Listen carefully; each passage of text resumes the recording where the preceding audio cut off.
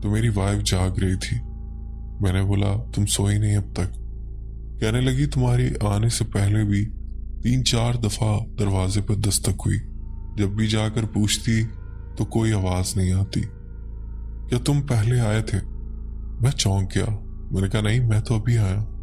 कहती 3-4 दफा दरवाजे पर दस्तक हुई थी और कोई नहीं था, और चूंकि तुमने कहा था कि दरवाजा मत खोलना, और इतनी रात में तो मैं दरवाजा खोलती भी ना। और ऐसा ही था, जब मैं आवाज देती तो बाहर से कोई आवाज ना आती। लेकिन ये अजीब बात है कि तुम अभी आए हो, तो फिर दरवाजे पे कौन था? खैर ये सब मामलात बहुत ज्यादा बढ़ गए थे, लेकिन रास्ता एक ही था कि मुझे वो अमल करना था। अब तीसरी रात आती है। मैं जंगल में पहुंचा तो ये रात बहुत ज्यादा खौफनाक लग रही थी। मुझे डर था कि अब एक्टिविटीज और बढ़ती जा रही हैं। रात गहरी होती जा रही थी, सर्दी बहुत शदीद थी। मैंने वही जगह तलाश की और उस दायरे को और ज्यादा विजिबल करने के लिए नमक और ज्यादा डाल दिया, और मैंने उस दायरे में बैठकर पढ़ना शुरू कर दिया। मेरा ध्यान उस कागज पे था।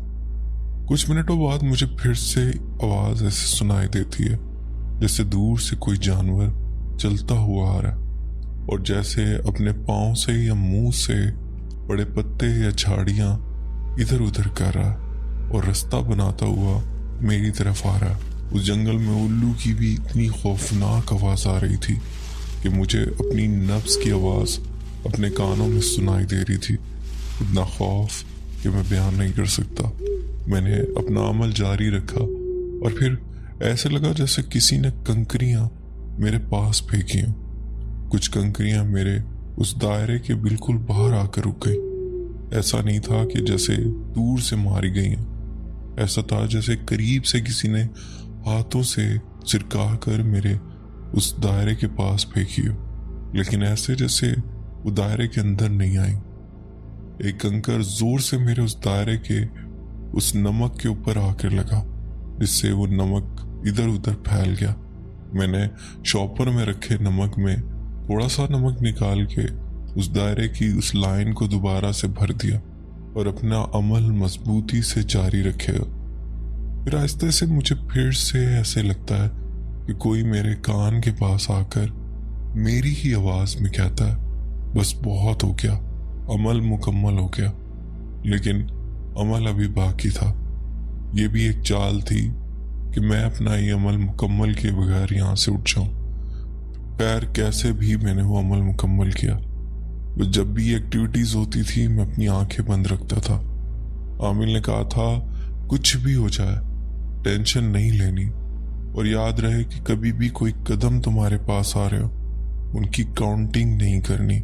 यानी कोई चलता तुम्हारे पास आ रहा है और मूव कर रहा है तो तुमने उसको काउंट नहीं करना, ये तुम्हारे लिए बहुत नुकसानदेह हो सकता है। बहरहाल मैंने वो अमल मुकम्मल किया और फिर नाक की सीध में उस जंगल से बाहर जाने लगा। इस बार कुत्तों का एक झुंड जो मेरे पीछे लग गया, चारों तरफ से मुझे घेर लिया। उस जंगल में एक झोंपड़ी थी। भागता भागता मैं उस झोंपड़ी में जा घुसा, और वो जंगली कुत्ते पूरी रात वहां बाहर कुर्राते रहे, शोर करते रहे, भौंकते रहे। मैं उस रात बहुत डर गया था। रात वहीं उस झोंपड़ी में काटी, घर नहीं लौटा। सुबह होते ही मैं घर आया और अपनी नींद पूरी की। अब अदनान भाई, ऐसे ही डरते हुए मैंने अपनी बाकी रातें मुकम्मल की।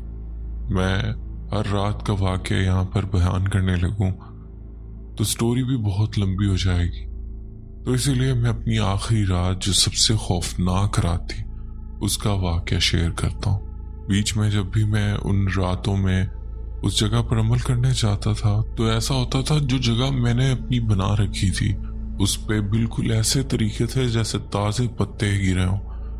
उस जगह को छुपा दिया जाता था ताकि वो जगह मुझे ना मिल सके। मैं जब भी जाता तो मुझे काफ़ी ढूंढने के बाद अपनी वो जगह मिलती, लेकिन मैंने कुछ निशानियां रख रखी थी। बिल्कुल आखिरी रात की बात है जिस दिन ये अमल मुकम्मल होना था।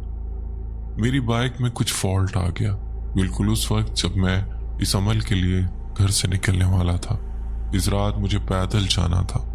यहाँ रात के टाइम इतना सन्नाटा होता है और सर्दियों की रात।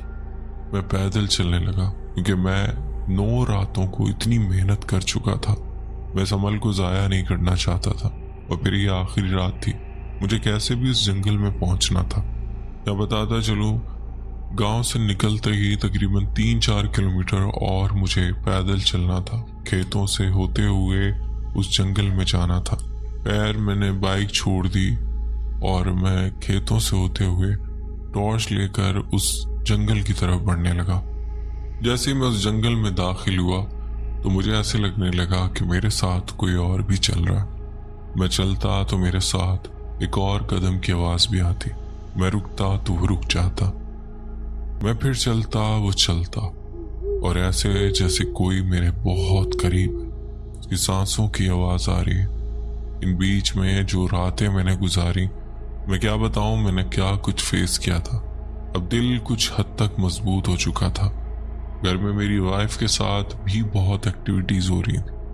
अभी भी वो असर में थी, लेकिन वो एक्टिविटीज़ काफ़ी कम हो गई थी जैसे वो पहले हो रही थी। खैर मैं चलता रहा और अपनी मखसूस जगह पर पहुंच गया। उस रात उस जगह पर पत्थर रखे हुए थे।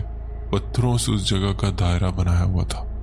मैंने अपना फ़ोन साइलेंट पे किया। मैंने अपना फ़ोन फ्लाइट मोड पे लगाया और दोबारा से अपने अमल में बिजी हो गया। बताता चलूँ, आमिल ने एक ख़ास नमक दिया था जो शुरू से एंड तक मुझे 10 रातों में उस दायरे में चलाना था। जब भी वो दायरा मध्यम पड़े तो इसी नमक से मैं उस दायरे को दोबारा से भर देता था। तो खैर मैं दोबारा से बैठता हूँ और मिटी हुई लाइनों को मैं नमक से दोबारा भर लेता हूँ और फिर अपने अमल को जारी रखता हूँ। इस रात जब मैं पढ़ाई शुरू करता हूँ तो मुझे जंगल से चीखों की आवाज़ आने लगती है, जैसे बहुत ज़्यादा लोग चीख रहे हों। बहुत भयानक आवाज़ें थी। अदान भाई यकीन करें कि जब वो चीखों की आवाज़ आ रही थी तो जंगल के जो जानवर थे वो भी खामोश हो गए। उनकी भी आवाज़ें आना बंद हो गई। वो कभी आवाज़ मेरे लेफ्ट से आती, कभी राइट से आती, और कभी ऐसे जैसे कोई बहुत करीब खड़ा हुआ और वो मुझे रोकना चाह रहा है। ऐसे जैसे बहुत से लोग हैं दौड़ते हुए मेरी तरफ आ रहे हैं, और कभी ऐसे लगता कोई मुझे मारने के लिए मेरे पास आ रहा है। लेकिन जैसा कि मैंने बताया, अब मैं बहुत मजबूत हो चुका था। मैं जब भी अपने अमल से पीछे हटने की सोचता तो मेरी वाइफ का चेहरा मेरे सामने आता। बहरहाल मैंने वो अमल जारी रखा और वो रात मेरे लिए बहुत सख्त थी क्योंकि उस रात बहुत ज़्यादा एक्टिविटीज़ थी। आमिल ने कहा था ये वो रात है जब ये चीज़ें अपना असर छोड़ देंगी, ये अमल बिल्कुल ख़त्म हो जाएगा। और आमिल ने मुझे एक आबशार का पानी एक बड़ी सी बोतल में भर के दिया था। कहा था जब ये अमल मुकम्मल कर लो, घर जाके अपनी वाइफ के ऊपर ये पानी पूरा डाल देना, उससे बिल्कुल काले जादू का अमल ख़त्म हो जाएगा। तो खैर बैक टू द स्टोरी। कुछ देर खामोशी हो गई। मैं अपना अमल मुकम्मल करता रहा। मैंने कहा शायद ये चीज़ें थम चुकी, लेकिन अभी अमल बाकी था। अभी मैंने तकरीबन 10-15 मिनट ही पड़ा था कि मुझे जंगल से फिर से सरसराने की आवाज़ आई। अब की बार मेरी वाइफ की आवाज़ थी और वो बहुत ऊंचा ऊंचा रो रही थी। उसके रोने की आवाज़ मुझे जंगल से आने लगी। नान क्या बताऊं, मुझे इतना रियल लगा जैसे वाकई में मेरी वाइफ इस जंगल में आ गई और जैसे उसे कोई अजियत दे रहा और वो रो रही है। ऐसा लगता है जैसे उसे कोई मारता है और वो रोती है और वो मुझे पुकार रही है, मेरा नाम ले लेकर मुझे पुकार रही है। दिमाग के कहीं किसी कोने में आता शायद मेरी वाइफ मेरा पीछा करते हुए जंगल आ गई और उसके साथ ही अमल हो रहा है। लेकिन चूंकि मैं बता चुका हूँ कि मैं बहुत पक्का हो चुका था और मैं अपना अमल जारी रखे रहा। वो आवाज़ रोने से चीखों में बदल गई। चीखों से ऐसे जैसे उससे बहुत बुरी तरह से कोई अजियत दे रहा, लेकिन मैं अपना अमल जारी रखे हुआ था।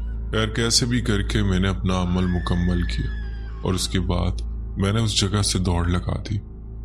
क्योंकि मेरे पास बाइक नहीं थी और मुझे ऐसे लगा मेरे पीछे बहुत से लोग दौड़ रहे हैं।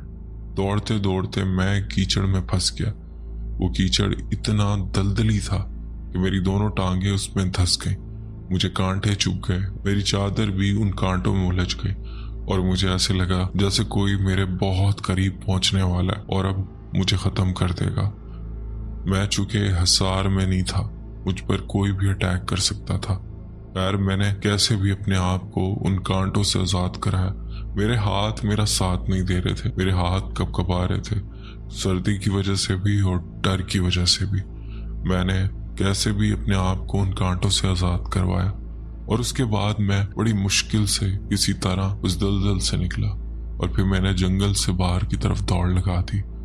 بھاگتے بھاگتے میں اس جنگل سے باہر نکلا۔ مجھے تب تک یہ احساس رہا کہ کوئی کتوں کا جھنڈ میرے پیچھے بھاگ رہا ہے اور کوئی بڑے بڑے قدم لیے بہت سے لوگ میرے پیچھے بھاگ رہے۔ جیسے ہی میں اس جنگل سے باہر نکلتا ہوں وہ سب آوازیں ایک دم سے تھم گئی، لیکن میرا ڈر ابھی بھی باقی تھا۔ بھاگتے بھاگتے میں اپنے گھر پہنچتا ہوں۔ گھر پہنچ کر میں نے اپنی وائف پہ وہی جھرنے کا پانی ڈال دیا اور اس کے بعد ہم لوگ سو گئے۔ ایسے لگا جیسے بالکل سب سکون میں آ گیا، سب سناٹے میں آ گیا، بالکل ایسے جیسے ہم ایک عام زندگی گزارتے تھے، اسی طرح سب ماحول بدل گیا۔ اندر سے دل کہہ رہا تھا یہ عمل کامیاب ہو گیا۔ اور اس کے بعد دوسرے دن میں عامل کے پاس گیا، انہیں بتایا کہ میرا یہ عمل مکمل ہو گیا۔ اور اس کے بعد دوسرے دن میں عامل کے پاس گیا۔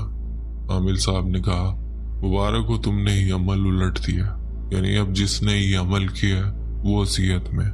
تو خیر انہوں نے یہ بتانے سے انکار کر دیا کہ یہ جادو تمہاری وائف پر کس نے کروایا تھا، لیکن جب انہوں نے یہ نشانی دی تھی کہ یہ وڈو کیا گیا اور افریقہ کے لوگ زیادہ اس میں مہارت رکھتے ہیں، تو میں سمجھ گیا تھا کہ افریقہ میں ہمارے کون سے رشتہ دار ہیں اور ان کی وجہ بھی بنتی تھی، جیسا کہ اسٹوری کے شروع میں بتایا۔ تو خیر عدنان بھائی اس کے بعد میں اور میری وائف زندگی کی طرف لوٹ آئے۔ یہ شاید سٹوری سننے میں کوئی فلمی سی لگے، لیکن یہ سچ میں میرے ساتھ ہوا اور یہ عمل میں نے کیا ہے، اور میں جانتا ہوں میرا اللہ جانتا ہے یہ کتنا خوفناک عمل تھا جو میں راتوں کو جا کر جنگل میں کیا کرتا تھا۔ لیکن اس کے بعد میری وائف بالکل ٹھیک ہو گئی۔ تو یہ میری سٹوری تھی جو امید کرتا ہوں آپ کو پسند آئے گی اور آپ کے لسنرز کو بھی۔ معذرت چاہوں گا میں اپنا نام اپنے گاؤں کا نام شیئر نہیں کر سکا، کیونکہ میں نے اس میں یہ بھی بتا دیا کہ یہ جادو میری خالہ نے کیا تھا۔ اگر میں اپنا نام اور اپنے گاؤں کا نام بھی شیئر کروں تو شاید انہیں سمجھ آ جائے کہ یہ سٹوری ہمارے بارے میں ہی۔ اللہ تعالیٰ ہدایت دے ایسے لوگوں کو جو دوسروں کی خوشیاں برباد کرتے ہیں۔ یہ زندگی ہمیشہ کی زندگی نہیں ہے، ہر انسان نے مرنا ہے، اور جب اپنے اللہ کے حضور پیش ہوں گے تو کیا جواب دیں گے؟ خدارا کوئی بھی کسی حسد میں یا ایسے معاملات میں تو باز آ جائے، کسی کی زندگی خراب کر کے بھی آپ کو کیا ملے گا؟ اگر اللہ نے کسی کو خوشی دی ہے کسی بھی صورت میں، چاہے اس کے پاس دولت ہے، چاہے اس کو اچھی بیوی مل گئی، چاہے کچھ بھی ہے، اس میں حسد نہ کریں۔ اس سے حسد کرنا تو یعنی اللہ سے منہ موڑنا، کیونکہ اللہ نے اس کو اس چیز سے نوازا، تو مینز کہ آپ اللہ تعالیٰ سے نافرمانی کر رہے ہیں، آپ ناراض ہو رہے ہیں کہ اللہ تعالیٰ آپ نے اسے کیوں دیا، تو یہ تو بہت بری بات ہے۔ نعوذ باللہ، توبہ کریں اگر ایسے معاملات میں، اور میری ہمدردی ان لوگوں کے ساتھ جن کے ساتھ ایسے معاملات ہو چکے ہیں اور وہ اس ایسی کسی اذیت سے گزر چکے ہیں۔ یہ بہت خطرناک چیز ہے، میں نے اسے بہت قریب سے فیس کیا۔ انسان نہ مروں میں ہے نہ زندہ میں ہے، اور ایک عجیب پریشانی بن جاتی ہے۔ تو خیر اس کے بعد اللہ تعالیٰ نے مجھے اولاد سے بھی نوازا، الحمدللہ میں اپنی لائف میں بہت خوش ہوں۔